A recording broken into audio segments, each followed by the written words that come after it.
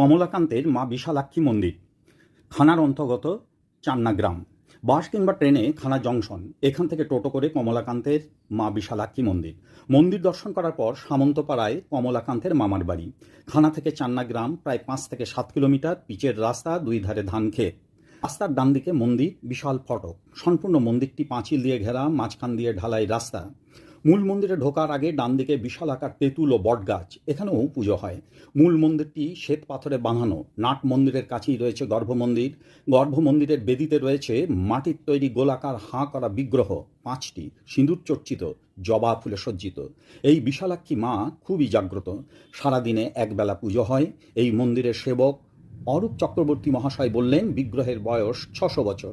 মন্দিরের পেছনে কমলাকান্তের পঞ্চমুণ্ডী আসন। ছোটবেলায় বাবা মারা যাবার পর এই চান্না গ্রামে মামার বাড়িতে প্রতিপালিত হন। সংস্কার করেন দীপা রায় ও সুব্রত রায়।